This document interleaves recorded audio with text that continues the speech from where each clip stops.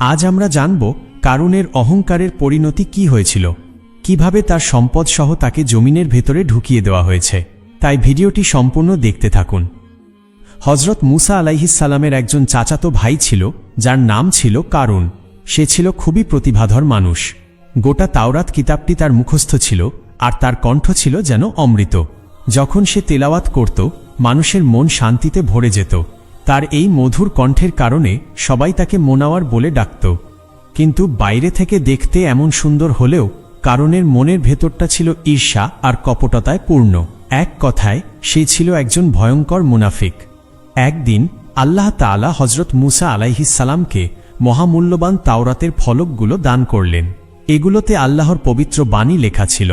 মুসা আলাইহিস সালাম সেই ফলক থেকে তাওরাত লিখে নিলেন এবং তার জাতিকে নির্দেশ দিলেন সেই অনুযায়ী জীবনযাপন করতে। মানুষজন আল্লাহর এই আদেশ মেনে চলতে শুরু করল আর সমাজে ন্যায় এবং সত্য প্রতিষ্ঠিত হতে লাগল। ঠিক তখনই আল্লাহ মুসা আলাইহিস সালামকে একটি বিশেষ নির্দেশ দিলেন। তিনি বললেন, হে মুসা, তোমার জাতিকে বলো তারা যেন তাওরাতকে স্বর্ণখচিত সুসজ্জিত আবরণে সংরক্ষণ করে। মুসা আলাইহিস সালাম অবাক হয়ে গেলেন। তিনি ভাবলেন, হে আল্লাহ, আমরা কি করে তাওরাতকে সোনা দিয়ে বাঁধাই করব? এই বিদ্যা তো আমাদের জানা নেই। মুসা আলাইহিস সালামের এই চিন্তার মাঝেই আল্লাহর হুকুমে সেখানে হাজির হলেন হযরত জিবরাইল আলাইহিস সালাম। তিনি মুসা আলাইহিস সালামকে বললেন, হে মুসা, তোমার কি সেই বিশেষ ঘাসের কথা মনে আছে যা দিয়ে শামিরির জাতি একটি গোবৎস মূর্তি তৈরি করেছিল? মুসা আলাইহিস সালাম হ্যাঁ সূচক মাথা নাড়লেন। তখন জিবরাইল আলাইহিস সালাম বলতে লাগলেন, সেই ঘাসের পাশে আরও দুটি বিশেষ ঘাস আছে। এই 3 ধরনের ঘাস যদি একসঙ্গে করে তামার ওপর রাখা হয় তাহলে আল্লাহর কুদরতে তা সোনা হয়ে যাবে, আর যদি পিতলের ওপর রাখা হয় তবে তা রূপো হয়ে যাবে। এই কথা শুনে মুসা আলাইহিস সালাম আনন্দে উৎফুল্ল হয়ে উঠলেন। তিনি সঙ্গে সঙ্গে মনস্থির করলেন যে দ্রুতই এই 3টি বিশেষ ঘাস সংগ্রহ করতে হবে। তিনি এই কাজের জন্য তার 3 জন সবচেয়ে বিশ্বাসী সঙ্গীকে দায়িত্ব দিলেন, ইউশা, কালুত এবং কারুন। তিনি তাদের প্রত্যেককে আলাদা আলাদা চিরকুট লিখে দিলেন যাতে তারা প্রত্যেকে নির্দিষ্ট এক প্রকার ঘাস খুঁজে আনতে পারে। কিন্তু কারুন ছিল খুবই চালাক। সে শুধু নিজের চিরকুটে কি লেখা আছে তা দেখেই থেমে থাকল না। সে কৌশলে ইউশা আর কালুতের চিরকুটে কি লেখা আছে তাও জেনে নিল। এভাবে কারুন ইউশা এবং কালুতের চিরকুটের বিষয়বস্তু জেনে গেল এবং বুঝতে পারল যে এই 3 ধরনের বিশেষ ঘাস একত্রিত করে যদি ধাতুর ওপর রাখা হয় তবে তা সোনা এবং রূপোয় পরিণত হবে। এই গুপ্তবিদ্যার রহস্য এখন কেবল তার হাতেই। তাই কারুন আর দেরি না করে গোপনে সেই 3 ধরনের ঘাস সংগ্রহ করতে শুরু করল। এরপর সে পরীক্ষামূলকভাবে একটি তামার টুকরোর ওপর ঘাসগুলো রাখল। আর কি আশ্চর্য, সঙ্গে সঙ্গেই সেটা খাঁটি সোনায় পরিণত হয়ে গেল। এরপর সে একটি পিতলের ওপর ঘাসগুলি রাখল যা মুহূর্তের মধ্যেই রূপোয় রূপান্তরিত হল। এভাবে কারুন সোনা তৈরি করার অলৌকিক বিদ্যা আয়ত্ত করে ফেলল, যা তার জন্য সীমাহীন ধন সম্পদের এক নতুন উৎস খুলে দিল। এছাড়াও অন্যান্য প্রাচীন বর্ণনা অনুসারে কারুন ছিল ফেরাউনের দরবারে এক উঁচু পদস্থ কর্মচারী। তার ক্ষমতা ছিল অপরিসীম আর সেই সুযোগে সে হয়ে উঠেছিল এক বিশাল ধন সম্পদের মালিক। তার সম্পদ এতটাই বেশি ছিল যে তার বিশাল বিশাল গোদামের তালা চাবিগুলো বহন করতে 7টি খচ্চরের প্রয়োজন হতো। শুধু তাই নয়, এই চাবিগুলো ছিল চামড়ার তৈরি এবং প্রতিটিই ছিল 1 আঙ্গুল পরিমাণ লম্বা। কিছু বর্ণনায় তো এমনও বলা হয়েছে তার গোদাম ঘরের চাবিগুলো এতটাই ভারী ছিল যে সেগুলো বহন করতে 70টি উটের প্রয়োজন হতো। আর তার এই অঢেল সম্পদ দেখে মানুষ বিস্ময়ে হতবাক হয়ে যেত, কেননা কারুন নিজেকে পৃথিবীর সবচেয়ে ক্ষমতাশালী ব্যক্তি মনে করত। এদিকে হযরত মুসা আলাইহিস সালাম ছিলেন বনি ইসরায়েলের নবী এবং জাতীয় নেতা। আল্লাহ তাকে নবুয়ত এবং নেতৃত্ব দান করেছিলেন। তার ভাই হযরত হারুন আলাইহিস সালাম ছিলেন তার সবচেয়ে কাছের সহচর এবং মন্ত্রীর মতো একজন ব্যক্তি। কিন্তু কারুন এই ব্যাপারটি একেবারেই মেনে নিতে পারছিল না। সে মনে মনে ভাবল, আমি তো মুসা নবীরই চাচাতো ভাই, আমি তো তারই বংশের একজন, তাহলে কেন নেতৃত্বের অধিকার আমার হবে না? কেন মুসা নবী হবে আর আমি কেন হব না? তার হৃদয়ে ঈর্ষার আগুন জ্বলতে থাকল। সে নিজেকে হযরত মুসা আলাইহিস সালামের সমকক্ষ, এমনকি কখনো কখনো তার চেয়েও বড় ভাবতে শুরু করল।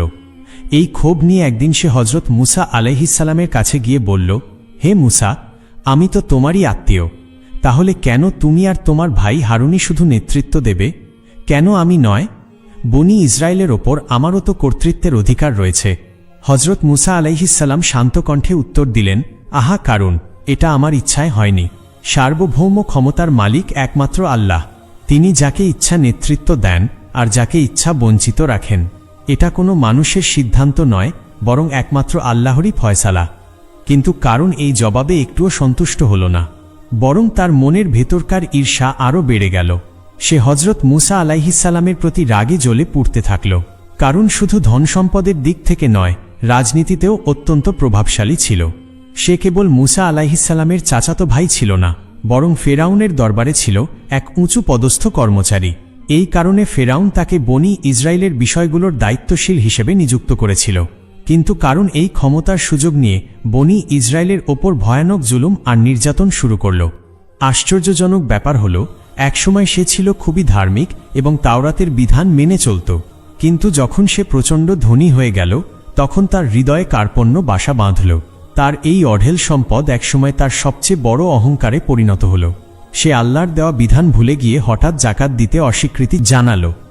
একদিন স্বয়ং হজরত মুসা আলাইহিসসালাম এবং বনি ইসরায়েলের সাধারণ মানুষ তাকে উপদেশ দিলেন, তুমি আল্লাহর প্রতি কৃতজ্ঞতা প্রকাশ করো এবং জাকাত আর দান সদকা আদায় করো, এতে তোমারই কল্যাণ হবে। কিন্তু কারুন এই কথায় বিন্দুমাত্র নরম হল না, বরং আরও বেশি অহংকার দেখালো। তার ঔদ্ধত্য এতটাই বেড়ে গিয়েছিল যে সে বলল, তোমরা কেন আমাকে এসব বলছো? এই সম্পদ কি আল্লাহ আমাকে বিনা পরিশ্রমে দিয়েছে? আমি নিজের বুদ্ধি, মেধা আর কৌশল দিয়ে এই ধনসম্পদ অর্জন করেছি। আমি জানি কিভাবে সম্পদ অর্জন করতে হয়। এটা আমার নিজস্ব অর্জন, এতে অন্য কারোর অধিকার নেই।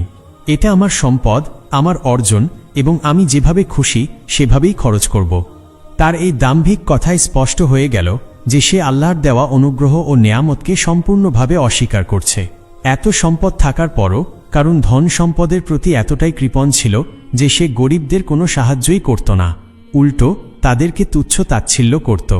একদিন কিছু গরিব অসহায় মানুষ কারুনের কাছে গিয়ে বলল, হে কারুন, আমাদের একটু সাহায্য করো, আমাদের প্রতি একটু দয়া করো।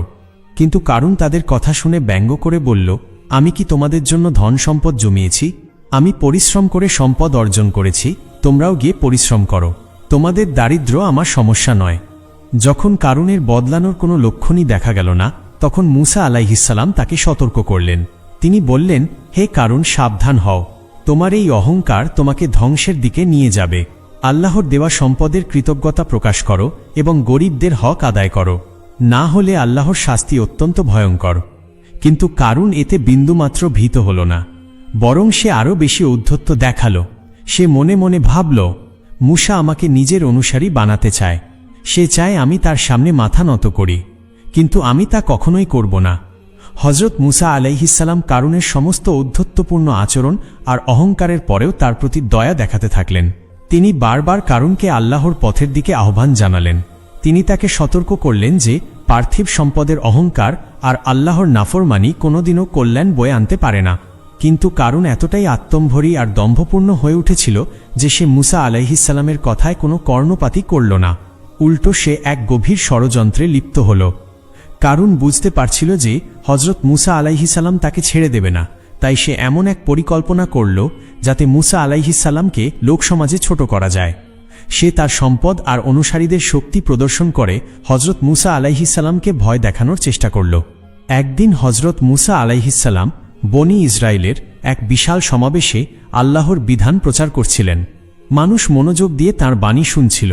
ঠিক সেই সময় কারুন তার একদল চাকর, চাকরানী, অনুগত লোক আর সেবকদেরকে নিয়ে অত্যন্ত জমকালো পোশাকে, হীরা মানিকখচিত অলঙ্কারে সেজেগুজে জনসমাবেশের পাশ দিয়ে পথ অতিক্রম করতে লাগল। তার আশেপাশের সেবকদের গায়ে ছিল দামি রেশমের পোশাক, হাতে ছিল মূল্যবান স্বর্ণখচিত লাঠি। তাদের চলাফেরা ছিল অহংকার আর গর্বের প্রকাশ। আর কারুন নিজেও পরেছিল এক অমূল্য রত্নখচিত পোশাক, যার জৌলুস দেখে সাধারণ মানুষ মুগ্ধ হয়ে তাকিয়ে রইল। কারুন আর তার অনুচরদের উদ্দেশ্য ছিল একটাই, হজরত মুসা আলাইহিসসালামকে বুঝিয়ে দেওয়া যে তুমি যেমন একজন নেতা, আমিও তেমনি একজন প্রভাবশালী নেতা। আমার ধনসম্পদ, আমার অনুসারী, আমার প্রতিপত্তি তোমার চেয়ে কোনো অংশেই কম নয়, বরং আমিই তোমার চেয়ে শ্রেষ্ঠ। কারুন যখন তার বিশাল ধনসম্পদের অহংকার নিয়ে মানুষের সামনে হাজির হল, তখন দুনিয়ার প্রতি আসক্ত আর ভোগবিলাসী লোকেরা দীর্ঘশ্বাস ফেলল। তারা বলল, যদি আমাদেরও এমন ধনসম্পদ থাকত, যদি আমরাও কারুনের মতো ভাগ্যবান হতাম, সে তো সত্যিই সৌভাগ্যবান।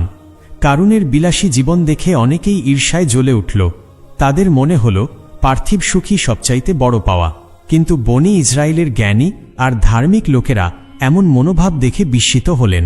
তারা জানতেন দুনিয়া ক্ষণস্থায়ী এবং আল্লাহর সন্তুষ্টিই প্রকৃত সৌভাগ্য। দুনিয়া লোভী লোকেদের বিষয়ে আল্লাহ বলেন, সর্বনাশ, তোমরা কি বলছ? প্রকৃতপক্ষে আল্লাহর দরবারে সৎ কর্মশীলদের জন্য রাখা পুরস্কারই সর্বোত্তম। সত্যিকারের ধনসম্পদ সেটাই যা আল্লাহর পথে ব্যয় করা হয়, আর সেই পুরস্কার কেবল তাদের জন্য সংরক্ষিত যারা আল্লাহর প্রতি ঈমান এনেছে এবং ধৈর্যশীলভাবে নেক আমল করেছে। এই জ্ঞানী লোকেরা স্পষ্ট করে বললেন, পার্থিব ধনসম্পদের বিলাসিতায় কোনো সফলতা নেই, বরং আল্লাহর আনুগত্য আর নেক আমলই প্রকৃত সফলতা। হযরত মূসা আলাইহিসসালাম বারবার কারুনকে আল্লাহর পথে ডাকছিলেন। তিনি ধনীদের দায়িত্বের কথা স্মরণ করিয়ে দিচ্ছিলেন, তোমাদের সম্পদের মাঝে গরিব দুঃখীদের অধিকার আছে, যাকাত আদায় করো, আল্লাহর রহমত পাবে। কিন্তু কারুনের অন্তরে বিন্দুমাত্র অনুশোচনা ছিল না, বরং সে ক্রমেই মূসা আলাইহিসসালামকে নিজের শত্রু মনে করতে লাগল। সে ভাবল, হযরত মূসা আলাইহিসসালাম যদি না থাকত, আমি নিশ্চিন্তে ধনসম্পদ ভোগ করতে পারতাম। সে তো আমার প্রতিদ্বন্দ্বী হয়ে উঠেছে। এসব চিন্তা করতে করতে একদিন কারুন এক ভয়ঙ্কর ষড়যন্ত্র করল। সে ঠিক করল, হযরত মূসা আলাইহিসসালামকে এমনভাবে অপমান করতে হবে যাতে গোটা বনি ইসরায়েলের সামনে তার সম্মান নষ্ট হয়ে যায়। সে এক লোভী ও চরিত্রহীন নারীর কাছে গোপনে গিয়ে বলল, তুমি যদি মূসা আলাইহিসসালামকে প্রকাশ্যে অপমান করো, তবে আমি তোমাকে বিপুল ধনসম্পদ দেব। নারী বলল, আমাকে কি করতে হবে? কারুন বলল, যখন হযরত মূসা আলাইহিসসালাম জনসমক্ষে ওয়াজ করবেন, তখন তুমি উঠে বলবে, হযরত মূসা আলাইহিসসালাম আমার সঙ্গে ব্যভিচার করেছেন। নারী প্রথমে হতভম্ব হয়ে গেল। সে বলল, হযরত মূসা আলাইহিসসালাম একজন নবী, আমি কিভাবে এমন কথা বলতে পারি? না, আমি তা কখনোই করব না। তখন কারুন তার হাতে এক মোটা স্বর্ণের মোহর রাখল। তা দেখে নারীর লোভ বেড়ে গেল। তখন সে রাজি হয়ে বলল, ঠিক আছে, আমি তাই বলবো। এরপর এক অভিশপ্ত দিনে কারুন তার চক্রান্ত বাস্তবায়ন করল। একদিন হযরত মূসা আলাইহিসসালাম বনি ইসরায়েলের এক বিশাল সমাবেশে ওয়াজ করছিলেন। মানুষ তার কথা গভীর মনোযোগ দিয়ে শুনছিল।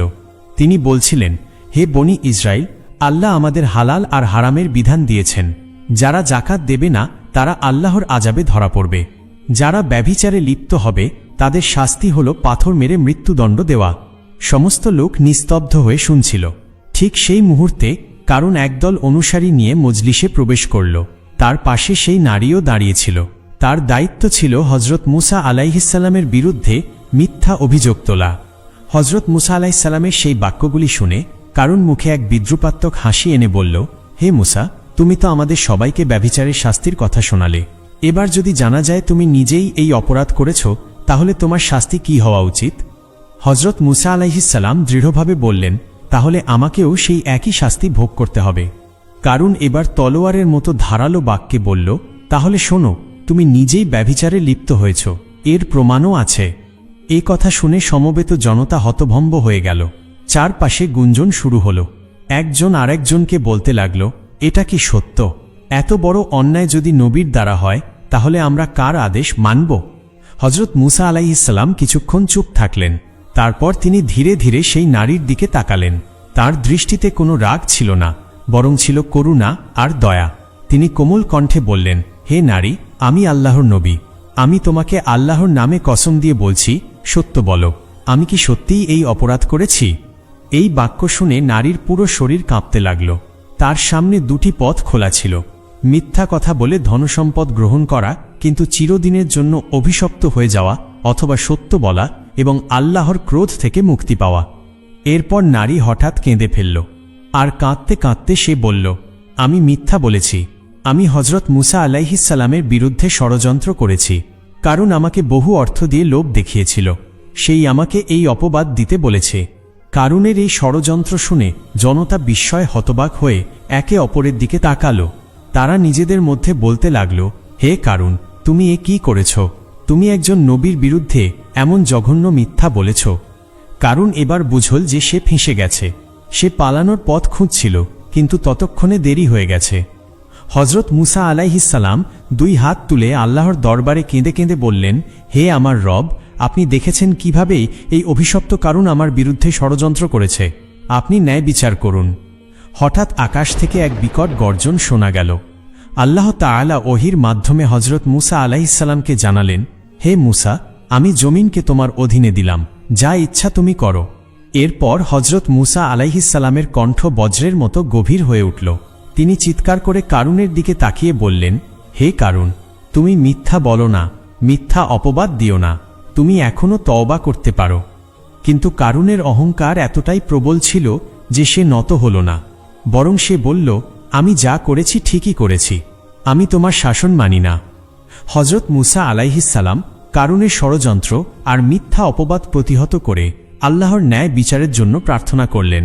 তখনই তিনি বুঝতে পারলেন এবার সময় এসেছে এই জালিমের উপযুক্ত শাস্তি পাওয়ার। কারণ তখনও তার অহংকারে অটল ছিল। সে ভাবছিল তার সম্পদ, তার লোকজন, তার ক্ষমতা এ সবকিছুই তাকে রক্ষা করবে। কিন্তু আল্লাহর সিদ্ধান্ত এবার এসে গেছে। কোনো শক্তি তাকে ফেরাতে পারবে না, কোনো শক্তি তাকে বাঁচাতে পারবে না। হজরত মুসা আলাইহিসসালাম এবার আকাশের দিকে তাকিয়ে 2 হাত তুললেন। তার মুখমণ্ডলে তখন এক প্রবল গম্ভীরতা, চোখে ক্রোধের আগুন। তিনি দৃঢ় কণ্ঠে ঘোষণা করলেন, হে জমিন, আল্লাহর আদেশে কারুনকে গ্রাস করো। মুহূর্তেই এক বিস্ময়কর দৃশ্য ঘটে গেল। মাটির গভীর থেকে এক বিকট গর্জন উঠল। সমস্ত পৃথিবী যেন কাঁপতে শুরু করল। মানুষ আতঙ্কিত হয়ে এদিক ওদিক ছুটতে লাগল। হঠাৎ জমিন ফেটে গেল আর কারুন সহ তার সঙ্গীদের পা মাটির ভেতরে ঢুকে যেতে লাগল। প্রথমে তাদেরকে গোড়ালি পর্যন্ত জমিন গ্রাস করল। কারুন প্রথমে কিছুটা ভয় পেলেও তখনও সে পুরোপুরি বুঝতে পারেনি কি ঘটতে যাচ্ছে। সে মুসা আলাইহিসসালামের দিকে মিনতি করে চিৎকার করে বলতে লাগল, হে মুসা, আমি ভুল করেছি, এবার আমি আর কখনোই এমন কিছু করব না, আমাকে মাফ করে দাও। আমি প্রতিজ্ঞা করছি আর কখনোই তোমার বিরোধিতা করব না। কিন্তু হজরত মুসা আলাইহিসসালাম জানতেন কারুনের এই অনুতাপ শুধু ভয় থেকে আসা, সত্যিকারের অনুশোচনা নয়। তিনি মাটির দিকে তাকিয়ে আবারও বললেন, হে জমিন, আরও এগিয়ে যাও, হাঁটু পর্যন্ত গ্রাস করো। জমিন সঙ্গে সঙ্গে কারুন আর তার সঙ্গী সাথীদের হাঁটু পর্যন্ত টেনে নিল। কারুন এবার আরও আতঙ্কিত হয়ে পড়ল। সে বুঝতে পারল সে সত্যিই ধ্বংস হয়ে যাচ্ছে। এবার সে আরও জোরে কান্নাকাটি করে চিৎকার করতে লাগল, হে মুসা, আমাকে বাঁচাও, আমি ভুল করেছি, আমি আর কখনোই তোমার সঙ্গে শত্রুতা করব না, আমি সত্যিই তোমার আনুগত্য করব। কিন্তু হজরত মুসা আলাইহিসসালামের দৃষ্টিতে তার জন্য কোনো ক্ষমা ছিল না। কারণ তিনি জানতেন কারুন এখনও তার অহংকার থেকে মুক্ত হয়নি। তিনি আরও কঠোর কণ্ঠে বললেন, হে জমিন, ওকে কোমর পর্যন্ত গ্রাস করো। মুহূর্তের মধ্যেই কারুনের শরীর কোমর পর্যন্ত জমিনের ভেতরে চলে গেল। কারুন এবার সত্যিই ভয় পেয়ে গেল। সে কাঁদতে কাঁদতে বলতে লাগল, হে মুসা, তুমি কি আমাকে এভাবেই ধ্বংস করে দেবে? তুমি কি আমার সমস্ত অনুতাপ অগ্রাহ্য করবে? তুমি কি আমাকে একটুও দয়া করবে না? এবার হজরত হারুন আলাইহিসসালাম বিচলিত হয়ে উঠলেন। তিনি হজরত মুসা আলাইহিসসালামের পাশে এসে বিনীতভাবে বললেন, ভ্রাতা, কারণ আমাদেরই আত্মীয় স্বজনের একজন। সে ভুল করেছে, কিন্তু সে এতবার ক্ষমা চাইছে, হয়তো সে সত্যিই অনুতপ্ত হয়েছে। তুমি কি তাকে ক্ষমা করবে না? কিন্তু হজরত মুসা আলাইহিসসালাম এবারও কঠোরই রইলেন। কারণ তিনি জানতেন কারুনের অন্তরে এখনও সেই গর্ব আর অহংকার বেঁচে আছে। তিনি আরও কঠোর স্বরে বললেন, হে জমিন, ওকে কাঁধ পর্যন্ত গ্রাস করো। এই আদেশের সঙ্গে সঙ্গেই জমিন কারুন আর তার সঙ্গীদেরকে কাঁধ পর্যন্ত টেনে নিল।